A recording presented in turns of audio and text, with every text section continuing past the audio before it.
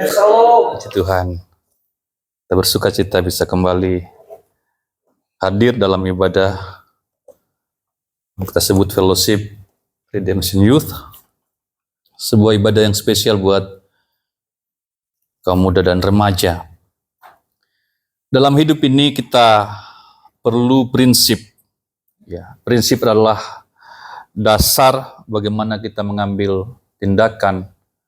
Prinsip adalah pedoman bagaimana kita mengambil keputusan. Prinsip adalah rambu-rambu tentang bagaimana kita memilih A atau B atau C dan seterusnya. Kita perlu mengerti prinsip-prinsip sehingga pilihan kita tidak salah dan kita tidak jatuh atau berakhir pada kegagalan atau kerugian. Kita akan coba melihat satu bagian firman Tuhan pada sore ini, yaitu pada Matius pasal 7,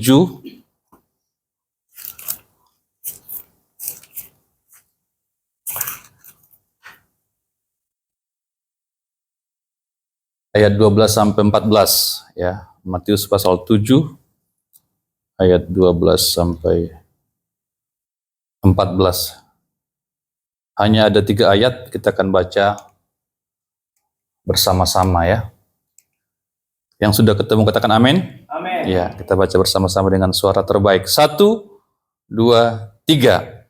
Segala sesuatu yang kamu kehendaki supaya orang perbuat kepadamu, perbuatlah demikian juga kepada mereka. Itulah inti Taurat dan nabi-nabi. Masuklah melalui pintu yang sempit, karena lebarlah pintu dan luaslah jalan yang menuju kepada kebinasaan, dan banyak orang yang masuk melaluinya. Betapa sempitnya pintu dan sesaknya jalan yang menuju kepada kehidupan. Hanya sedikit orang yang mendapatinya. Ya. Saya berikan judul Golden Way. Ya. Malam ini kita akan belajar bagaimana seharusnya memilih jalan. Golden Way,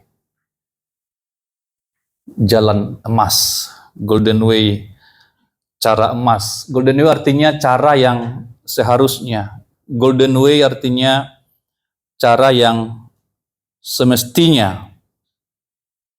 Jalan yang pasti. Jalan yang benar. Karena belakangan ini orang melakukan berbagai cara, yang penting tujuannya tercapai.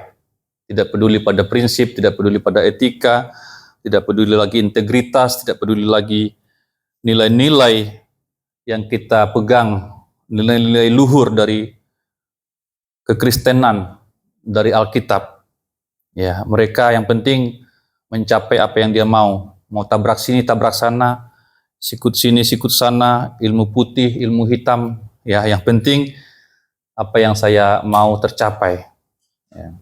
Tetapi kita sebagai anak Tuhan, kita harus kembali kepada firman Tuhan. Apa yang Tuhan tawarkan, apa yang Alkitab ajarkan. Ya. Golden way artinya cara yang seharusnya, cara yang sebenarnya, cara yang sejati.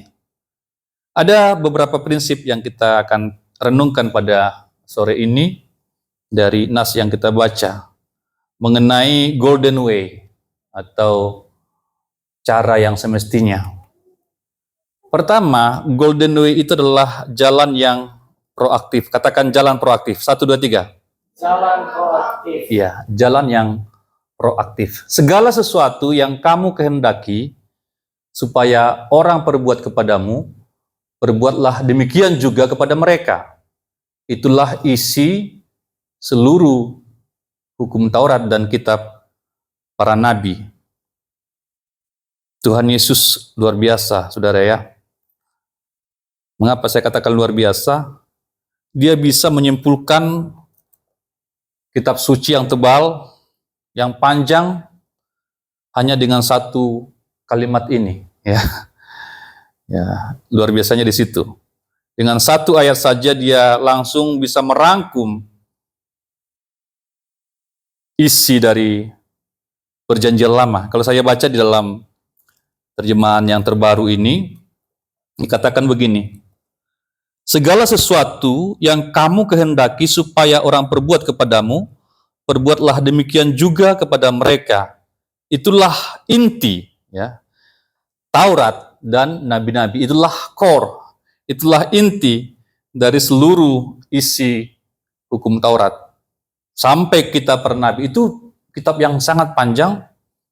Ya, kalau saudara membaca Alkitab, kitab nabi-nabi itu sangat banyak ya. Tetapi luar biasanya Yesus dia bisa singkat atau ringkas dalam satu kalimat. Yaitu segala sesuatu yang kamu kehendaki supaya orang perbuat kepadamu, perbuatlah demikian juga kepada mereka. Perbuatlah kepada orang lain apa yang engkau ingin orang lain perbuat kepadamu. Singkat sekali, simpel sekali. Saudara tidak perlu hafal seluruh hukum Taurat seperti orang Farisi ya, atau ahli Taurat pada zaman Yesus, yang dimana hidup mereka berakhir dengan banyak kemunafikan. Ya. Tidak melakukan apa yang mereka hafal, sekalipun mereka memang hafal. Kita cukup menghafal satu kalimat ini saja, dan kita mempraktekkannya, kita sudah melakukan seluruh kitab Perjanjian Lama. Luar biasa ya. Tapi saya berikan dulu beberapa hal di sini. Seringkali ayat ini disalahartikan ya. Perhatikan ya. Salah tafsir umum. Orang berkata begini, kalau tidak mau dicubit, jangan cubit orang. Sering dengar ya? Kalau tidak mau dicubit, jangan cubit orang. Kalau tidak mau dilukai, jangan melukai orang. Kalau tidak mau begini, jangan begitu ya. Jangan-jangan. Ya. Sebenarnya ini kurang tepat. Ya. Karena kalau ini diterapkan, kita menjadi orang-orang yang pasif. Ya. Karena perintahnya itu adalah sebuah kata jangan. Ini sebuah larangan ya. Berarti sebuah tindakan yang pasif. Sangat jelas bahwa ayat ini tidak mengajarkan kita menjadi pribadi-pribadi yang pasif. Ya. Tuhan tidak pernah mengajarkan kita menjadi orang-orang yang pasif. Orang yang menunggu atau bereaksi. Kita tidak diminta untuk menjadi pribadi yang reaktif. Ya. Ini kan reaktif. Ya. Tetapi Kristen adalah orang-orang yang aktif. Kristen itu aktif. Kita baca bersama, 1, 2, 3. Kristen itu Iya. aktif. Bukan pasif. Proaktif, ya, proaktif. Mengambil tindakan, menjadi subjek, bukan menjadi penderita atau objek penderita. Jadi teman-teman kaum muda jangan suka menjadi penderita ya, amin ya. Amin. Ya, play victim ya. Oh, saya disakiti, oh saya difitnah, saya persekusi segala macam ya. Tetapi kita diminta untuk menjadi orang-orang yang aktif. Kita juga tidak diminta untuk menjadi reaktif. Ya. Seperti ini. Kalau dicubit, ya cubit kembali. Itu reaktif namanya. Kalau orang baik kepada kita, baru kita baik. Itu namanya reaktif. Tetapi kita diminta menjadi orang-orang yang aktif, proaktif. Ya. Orang dunia katakan, mungkin sering dengar begini ya. Kalau Anda baik kepada saya, maka saya akan lebih baik lagi. Begitu ya. Kalau Anda baik kepada kamu baik kepada saya akan lebih baik lagi. Gitu ya. Tetapi dia lebih itu lagi ya, tambah lagi kalimatnya. Tetapi jangan coba-coba gitu ya. Kalau Anda juga jahat kepada saya akan lebih jahat lagi. Pernah dengar seperti itu? Pernah. Pernah apa sering? Sering. Iya. Dipikir dia bijaksana ya berkata seperti itu. Tetapi itu bukan prinsip Kristen. Amin?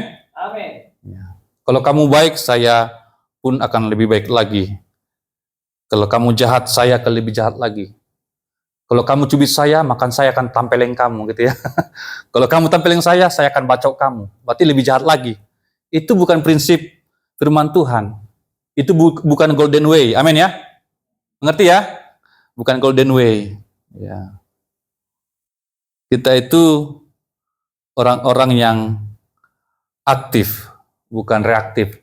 Kemudian dari ayat ini juga saya mendapatkan satu poin lagi, bahwa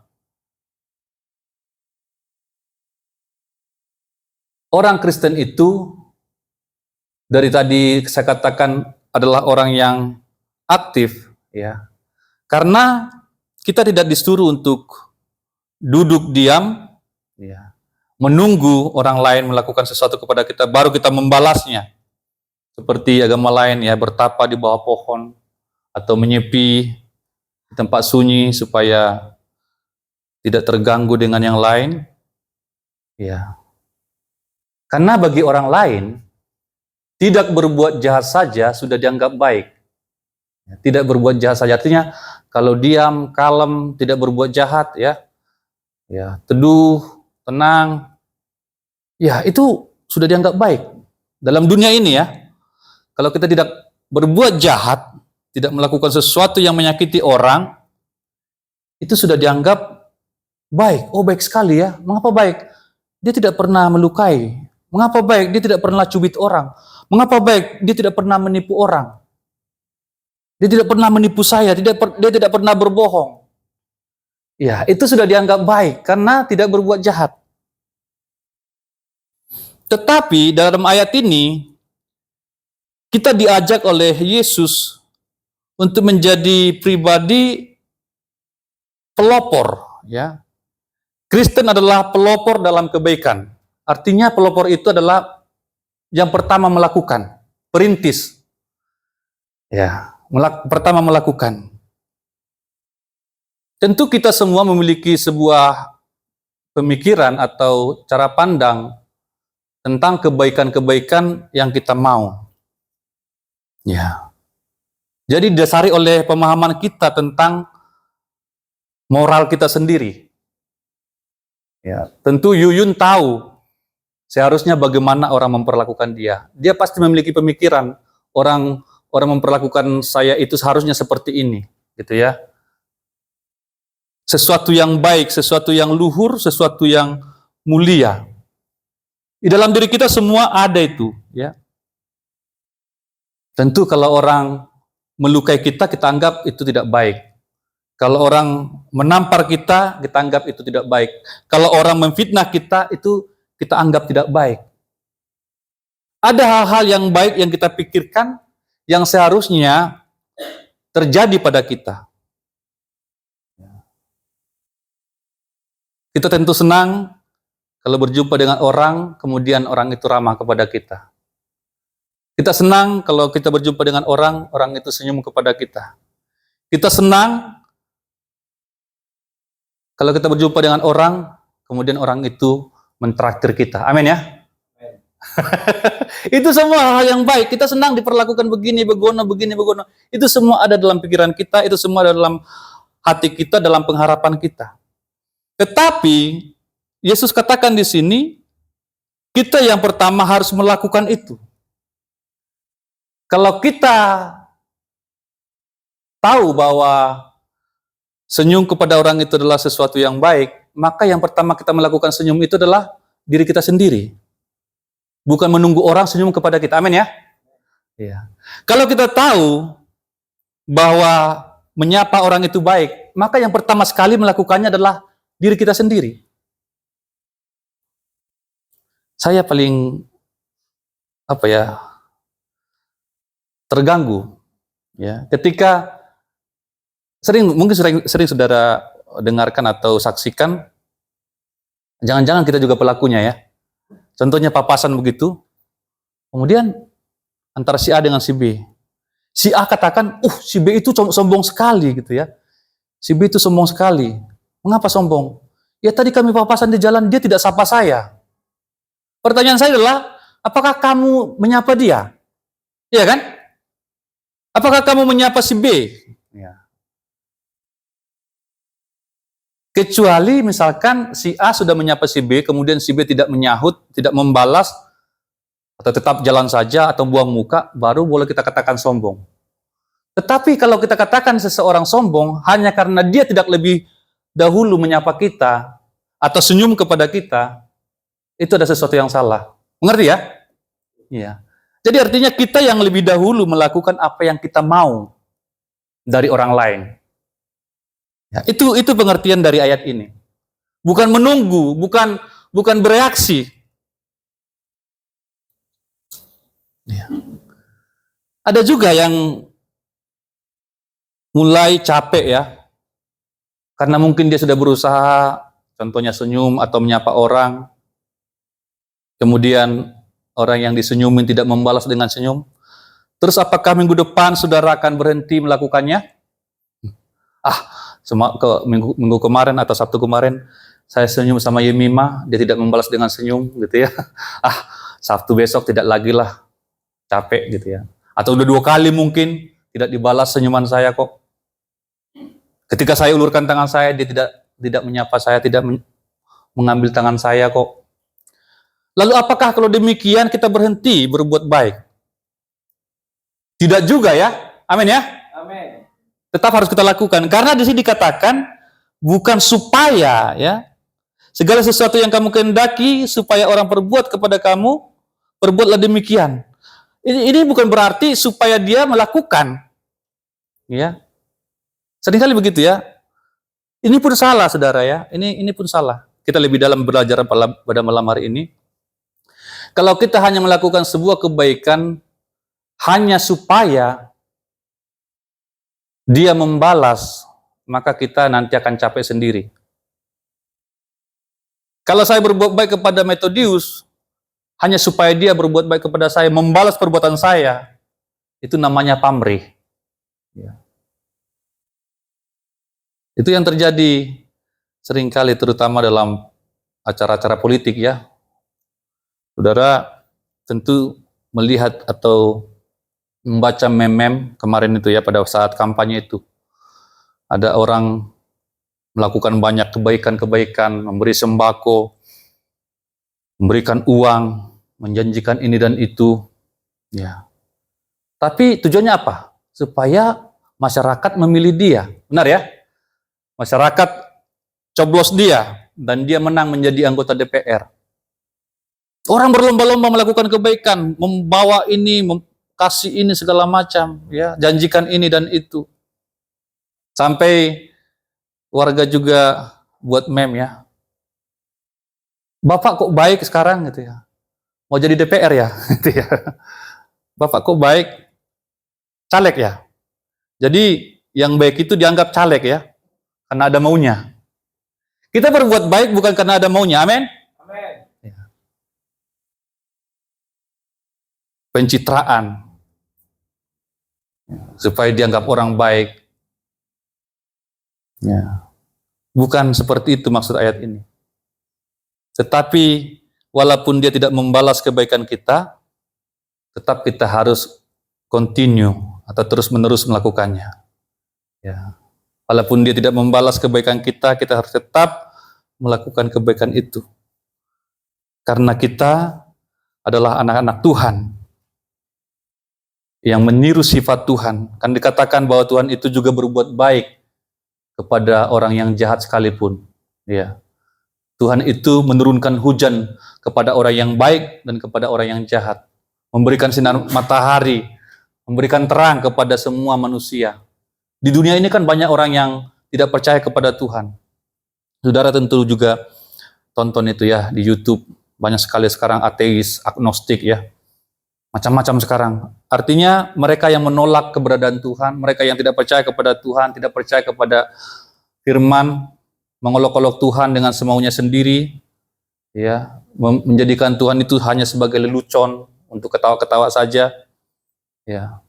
Saya banyak dengarkan juga. Ya. Mungkin kalau saya begitu ya jadi Tuhan, udah saya sentil satu-satu itu ya. Tek tok tok. Iya. Untung saya tidak jadi Tuhan ya. Tetapi Tuhan tetap baik kepada mereka. Mereka mengetawain Tuhan, mereka mengolok-olok Tuhan, mereka mencibir terus. Ya, mengolok-olok agama, mengolok-olok kekristenan, tetapi mereka tetap sehat-sehat ya. Tuhan pelihara mereka, gemuk-gemuk, kaya-kaya, cakap-cakap, cantik-cantik, ganteng-ganteng ya. Ya, itulah baiknya Tuhan. Jadi Tuhan kita itu tidak reaktif ya. Dia tetap baik karena memang dia baik. Jadi gini, saudara ya, kita harus tetap baik karena memang kita orang baik. Amin. Amin. Bukan kita berbuat baik supaya dianggap orang baik atau dikira orang baik atau dikatakan orang baik. Kita memang baik adanya, makanya kita melakukan kebaikan itu. Ya. Bukan pencitraan, tetapi memang demikianlah aslinya kita. Jadi kita selalu diminta untuk menjadi pelopor kebaikan itu. Ya. Pelopor kebaikan. Karena ada kebaikan-kebaikan yang kita pegang, yang kita junjung dalam hati kita. Nilai-nilai kebaikan yang ada dalam hati kita. Itu yang kita ekspresikan. Sebagaimana kita mau diperlakukan, demikianlah kita melakukannya. Walaupun pada akhirnya kita tidak mendapatkan balasan. Ini orang-orang pada umumnya ya, tidak berbuat jahat saja sudah dianggap baik. Tetapi kalau kita tidak berbuat baik adalah jahat. Coba Metius pula ya.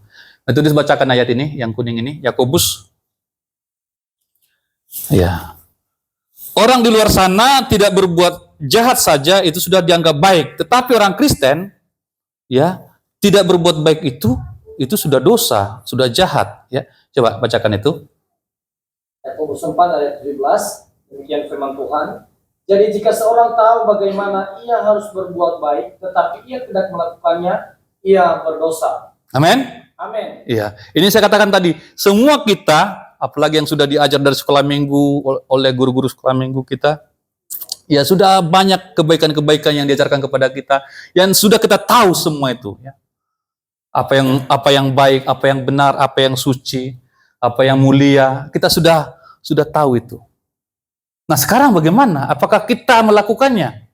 Karena di sini katakan jika ya seseorang tahu bagaimana ia harus berbuat baik, ya, tetapi tidak melakukannya, tidak melakukan kebaikan-kebaikan yang sudah kita tahu itu, ya, banyak kebaikan-kebaikan yang kita tahu,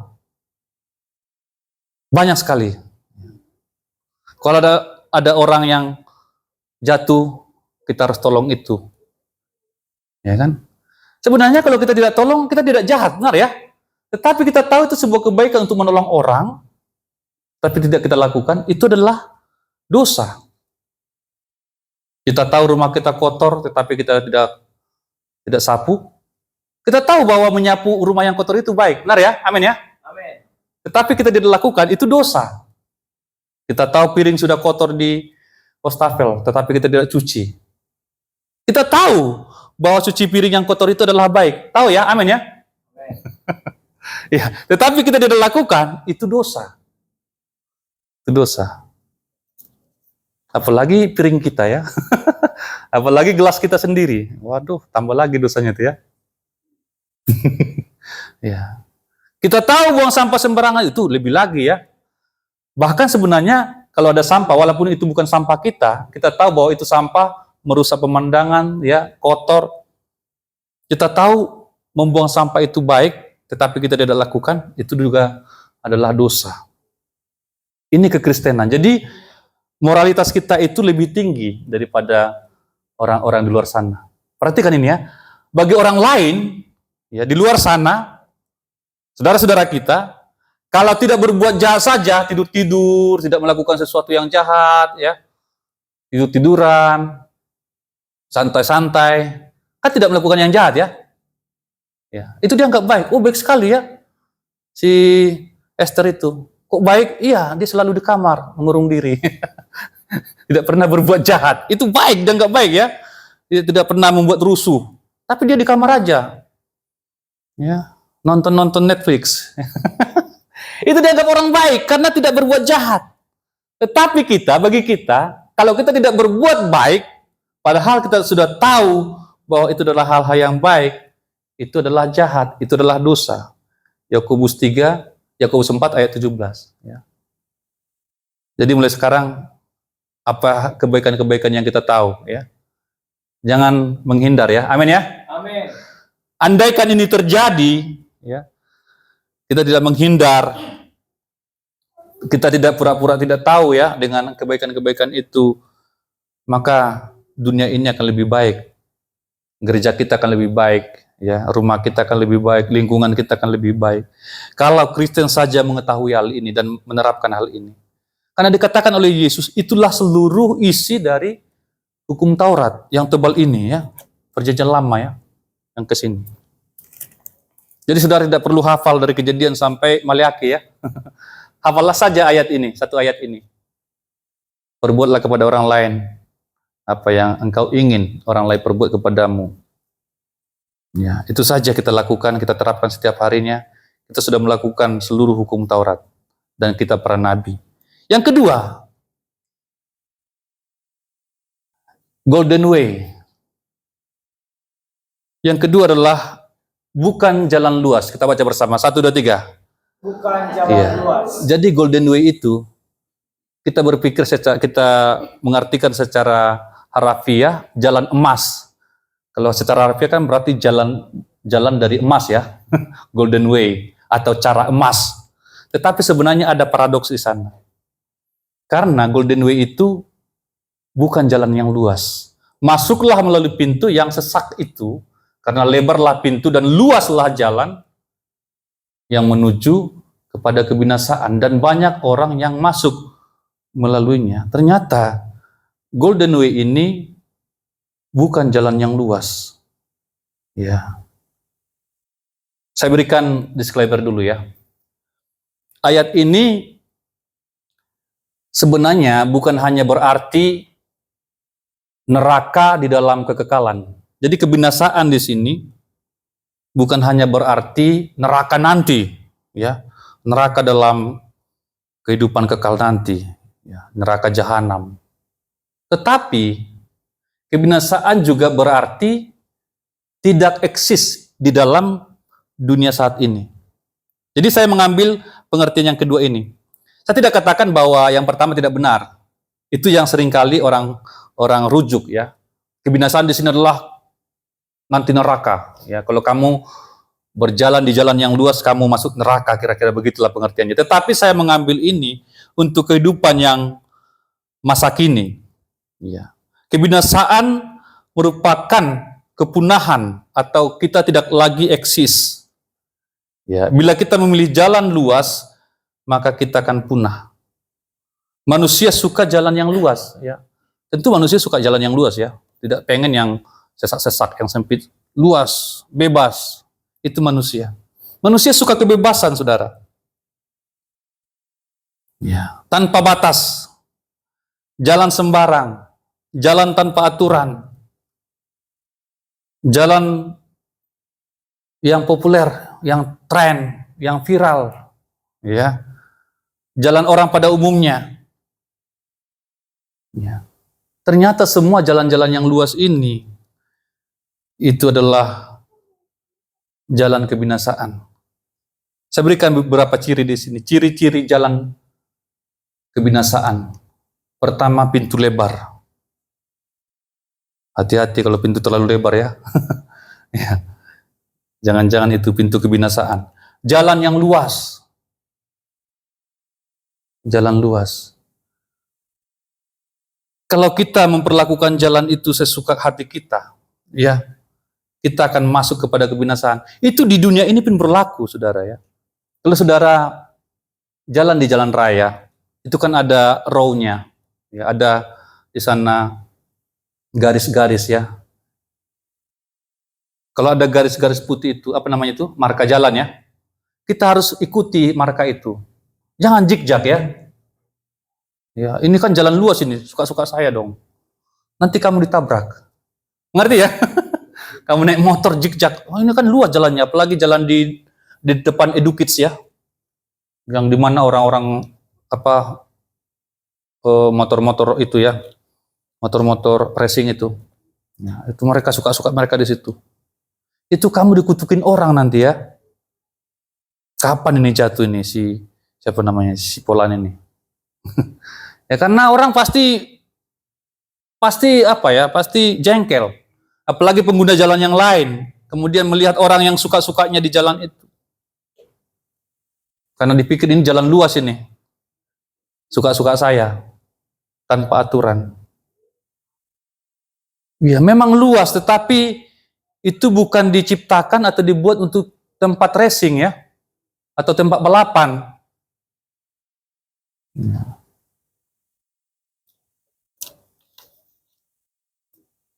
Kalau kamu menjadi pembalap kayak Valentino Rossi, kamu daftarlah ke sana ya. Ya, namanya Meto tapi gayanya Valentino Rossi ya. Makanya jatuh dia, tum, pecah kepalanya ya. Ya. Jalan yang luas. Sekali lagi, bukan hanya di kehidupan kekal atau di kematian kebinasaan yang kekal, tetapi di saat ini juga berlaku. Kalau kita sembarang, ini jalan luas, sembarang, tidak ada aturan, bebas tanpa batas. Ya. Ini merupakan jalan menuju kebinasaan. Kita akan punah, kita akan jatuh. Ya. Kalau kita tidak ikutin aturan. Dan ini pilihan mayoritas. Orang suka yang bebas, orang suka tanpa aturan.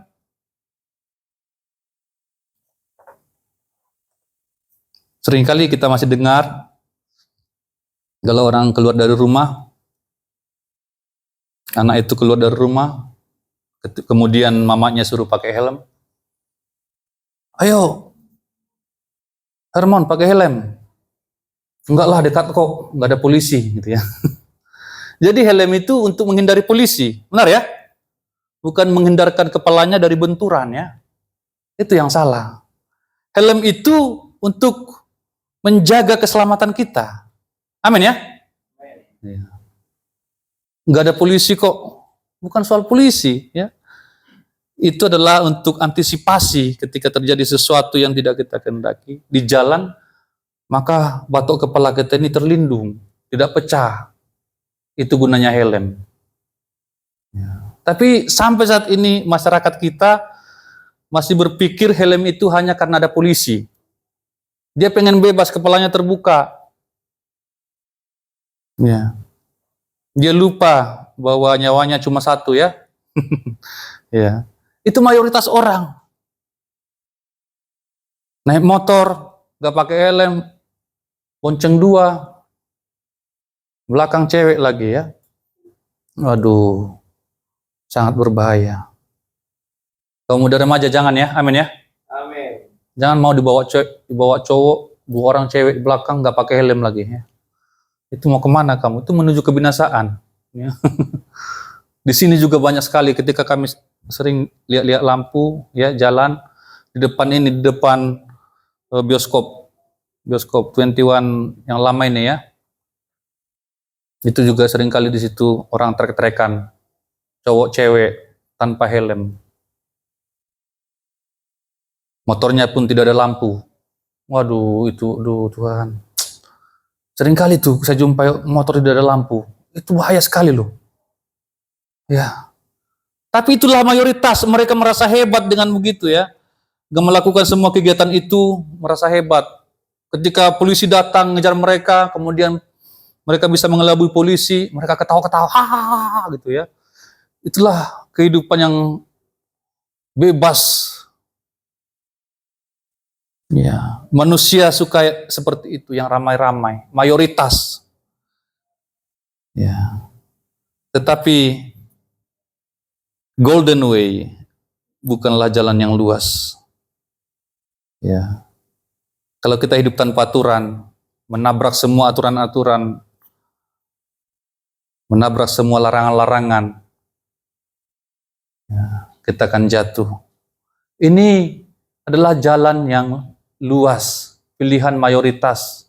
Orang berbondong-bondong di sana seperti bebek ini ya. Pernah lihat bebek di sawah? Ini gambar aja ini ya. Saya pernah jadi gembala bebek ya. Bebek itu memang seperti itu, suka ramai-ramai gitu ya. Kemana satu ke situ semua. Ya.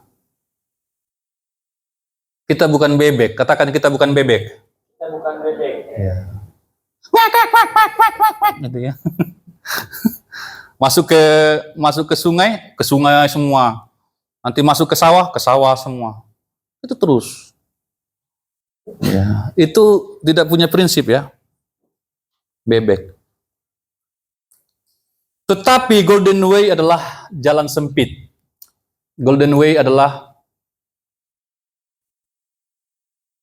jalan sempit. Katakan jalan sempit. Jalan sempit. Iya, yang tadi itu bebek ya. Kalau ini apa? Raja Wali. Iya, kalau ini Raja Wali. Ini kita ya. Tadi itu kan bebek ya. Mana tadi bebeknya? Beda kan? Beda. Ini bebek ya. Kita bukan bebek, tapi kita Raja Wali. Kalau bebek tadi itu suka bergerombol. Ya, berkerumun. Ya. Tapi Raja Wali itu adalah burung yang bukan sembarang burung. Dia suka menghadapi tantangan dan dia sendiri. Saudara, lihat Raja Wali ya, jarang itu bergerombol-gerombol ya. Ya, dia sendiri-sendiri ya. Mencari mangsa dia sendiri. Sendiri di atas bukit. Ya, itu Raja Wali. Jalannya pun jalan-jalan terjal, jalan sempit. Ya. Raja Wali. Katakan karena sesaklah pintu dan sempitlah jalan yang menuju kepada kehidupan. Sempitlah jalan yang menuju kepada kehidupan dan sedikit orang yang mendapatinya. Ya, sempitlah jalan yang menuju kepada kehidupan. Di sini juga saya berikan disclaimer ya. Kehidupan bukan hanya berarti surga. Sebagaimana sering ditafsirkan, surga di dalam kekekalan nanti. Tetapi pada malam hari ini, kehidupan di sini saya artikan berarti eksis di dalam dunia saat ini. Kehidupan juga berarti eksis di dalam kehidupan masa kini. Ya. Ini jalan-jalan yang sempit. Kenapa seseorang bisa eksis dalam bisnis? Dia menekuni jalan yang sempit. Ya. Dia mengikuti rambu-rambu yang ada. Ya. Golden way is narrow path, jalan sempit. Path itu sebenarnya bukan jalan seperti yang kita kenal, jalan di depan sana, tetapi ini adalah jalan setapak. Ya, jalan setapak, sempit, sesak. Golden way adalah jalan yang selektif. Ya, ini adalah pintu sesak. Jalan sempit, pintu sesak. Tetapi inilah jalan yang menuju kehidupan. Dan jalan ini adalah jalan minoritas, sepi. Ya, jalan yang sepi. Ya. Makanya saudara, perhatikan ini. Orang yang berada dalam top-top itu ya, orang-orang yang berada dalam puncak kesuksesan itu hanya sedikit orang. Ya. Orang yang paling kaya di Indonesia ini tidak lebih dari 10% dari seluruh penduduk. Mengapa mereka bisa sekaya itu? Mengapa bisa mereka sesukses itu? Karena mereka menjalani prinsip. Berjalan dalam sebuah jalan yang sempit. Berjalan sesuai dengan aturan-aturan yang seharusnya. Semua orang yang hidup dan eksis di dunia saat ini adalah mereka yang secara intensional. Intensional artinya secara sengaja memilih jalan-jalan yang sempit. Jalan sempit berarti disiplin. Jalan sempit berarti jalan yang penuh komitmen. Jalan sempit berarti jalan yang penuh dengan pengabdian. Jalan sempit berarti jalan yang penuh dengan pengorbanan. Jalan sempit berarti jalan yang penuh dengan standar.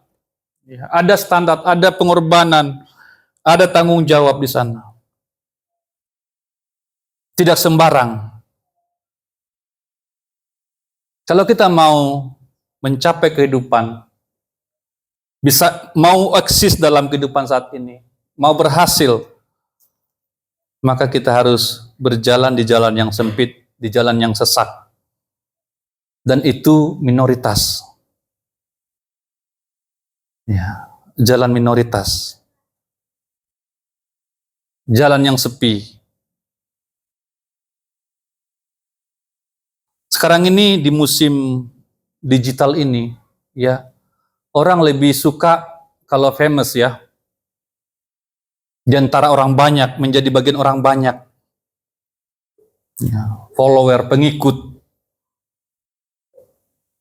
Tetapi kembali kepada burung rajawali ini. Burung rajawali ini adalah burung yang menjadi pelopor. Dia bukan pengikut. Dia tidak mengikut burung-burung yang lain. Dia adalah burung yang punya pendirian, yang punya prinsip, yang punya fokus, yang punya tujuan. Pada saat ini orang lebih memilih rame-rame, yang penting happy, ya, yang penting bebas. Lebih baik saya rame-rame ke neraka daripada sendirian ke surga. Itu manusia sekarang, ya. Ya. Iya, ke neraka memang, tetapi kan rame-rame. Ada banyak artis di sana nanti gitu, ya.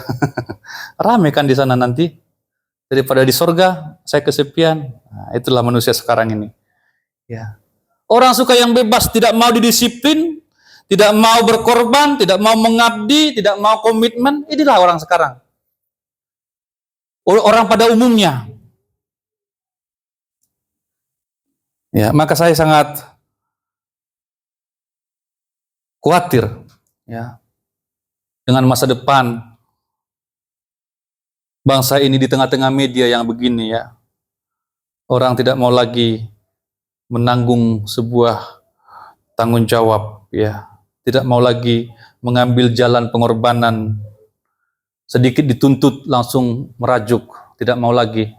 Sedikit diminta komitmen, tidak mau lagi. Apaan itu gereja? Apaan itu pelayanan? Ya, tidak mau dituntut, tidak mau memberikan lebih.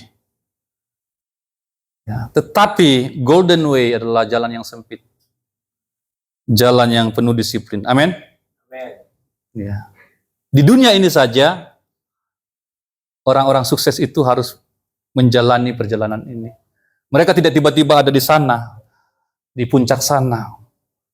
Untuk mendapatkan hal-hal yang baik, itu mereka harus berjuang, mereka harus komitmen, mereka harus mengorbankan banyak hal dalam diri mereka, kesenangan-kesenangan sesaat mereka korbankan. Ya. Sehingga mereka bisa mencapai tujuan mereka. Manusia sekarang susah untuk dituntut, ya.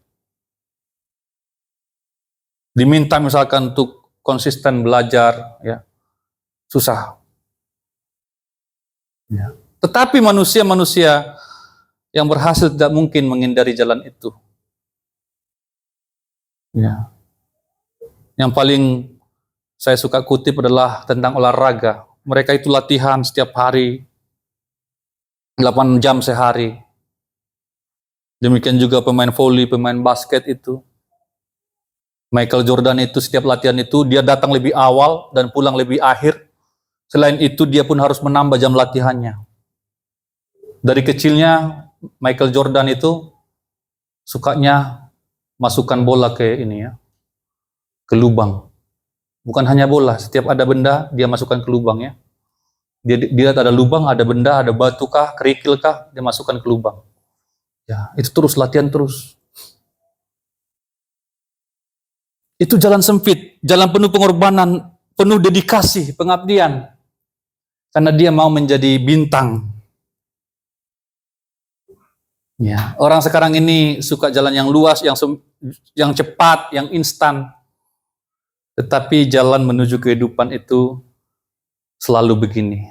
Jalan yang sempit, penuh dengan tuntutan, penuh dengan tanggung jawab, penuh dengan disiplin, penuh dengan komitmen.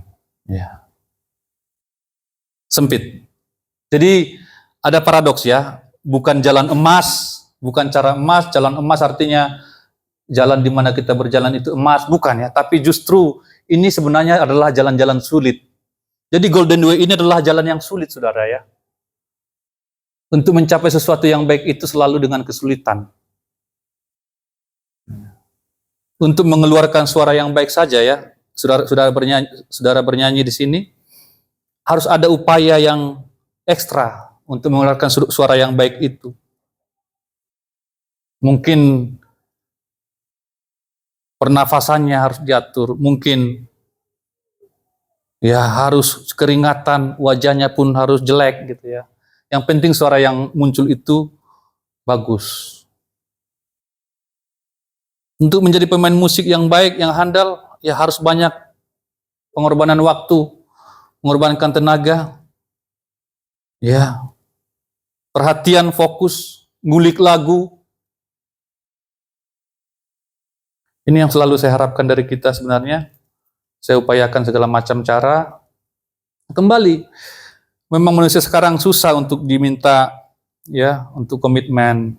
Ya. Tapi sekali lagi, jalan yang sempit inilah satu-satunya jalan supaya kita bisa eksis.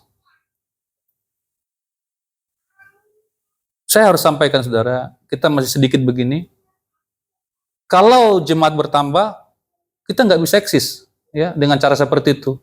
Jemaat bertambah, ada banyak muncul talent-talent yang baru. Ya, kalau ada orang yang lebih baik dari saya, dia yang harus main. Bahkan berkhotbah juga, kalau ada orang yang lebih baik dari saya, dia yang harus maju berkhotbah. Ada orang yang lebih baik di drum, dia yang harus maju. Karena pelayanan butuh orang-orang yang terbaik.